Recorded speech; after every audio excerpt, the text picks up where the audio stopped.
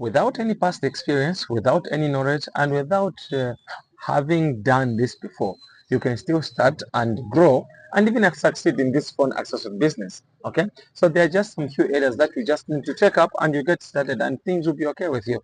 Let me tell you this, guys, like most of the times it is very much easy for our generation, especially our times, you know, those people that are still young, the young people and all that stuff. I think it is very much easy for someone to exceed when they just do a few things beyond what others are not willing to do. Okay, so it doesn't really necessarily require you to gain this experience to have this much. And I mean, before I was starting, I'd never learned a phone accessory business before. This was my first time, and perhaps I didn't even bother to say, fine, let me first do it and all that stuff. I didn't bother to do that. But the only thing is that the willingness, okay, I had the willingness of trying to start this business, to grow it and scale it to a point where I will love it. Okay, and now, with the experience that I've had over the past few years, I have seen my friends start and I've seen them fail. I have seen some who have started and they have succeeded. Let me tell you some of the few things that I met on the way. The first thing is that I met some of the losses that I encountered, which are so insane.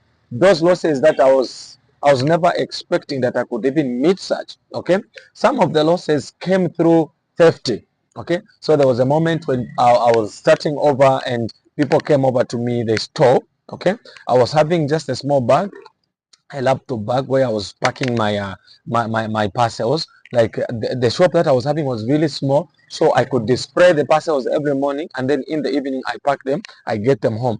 Okay, so in as small as my parcels were, still I had someone who broke into my house. The person, anyway, apart from just stealing my phone accessories, he stole cooking oil, which was really bad for me. He also stole pots. I just bought a set of pots. He stole them, and then he also stole, I think, some of my clothes. And he's just a young man in a one-roomed house, and he's still struggling and all that. Someone breaks in, and they do such to him. Okay, so I've never known the person up to this day. I've never known the thief. Okay, so imagine you're having a laptop bag and someone gets money, gets the items, and without even expecting, you don't have any other means of getting the stock back, and that is your only hope. Okay, so I was faced with failure right there and then. Like what is it that I'm gonna do? Like it literally seemed like I should just stop, I should just leave it and all that. And this is what has been a problem in most of the friends, in most of the people that I meet on the way. When they meet a challenge in the business they want to pursue, they like changing businesses. Okay, so today you are doing this business, tomorrow you are doing that business. I think you need to understand that whatever business that you want to get started into, one day is going to splash something in your face. It might be failure, it might be losses, it might be a lot of stuff that is going to come in your way. But what is really important is not just about you being faced with such, it is the resilience, the how much time are you willing to give it in, to give it a try and all that stuff. I mean, if you have to be a person who has to start, I think you have to make up your mind to say this is the only business that I'm gonna do. Because ever since I started, I never had any other business in my head that I could do. And as a result, whatever that happened to me, I never cared. But the only thing that was in my mind was that I'm supposed to succeed in the phone accessory business. Okay, and whatever that I was faced with, the only thing I had in mind is that I don't have any other business, so I just have to stay here.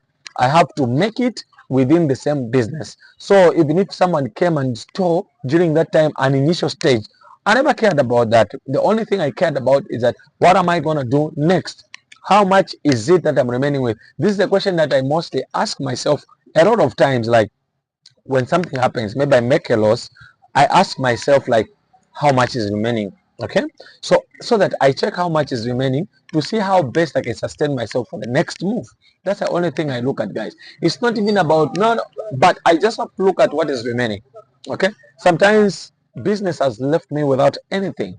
Okay, and the only thing that I could answer to the question of what how much is remaining is that I'm only remaining with my experience, my aid, and myself, and that is what is solemnly enough. So fast forward, after I went on again, I had to fight again. I had to fight again, and then I experienced another theft when I'd expanded my first expansion. Okay, and to make matters worse, at that time I was lobbed of a lot at that time.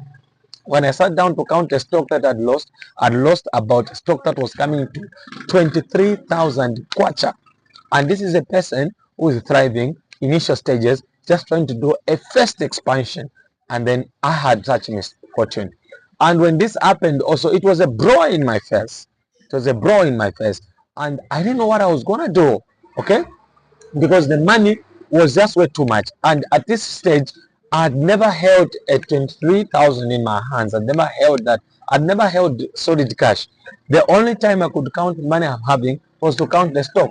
And this is the time now I'm being robbed of the money that I've never even held as cash in my hand, except for stock. Okay?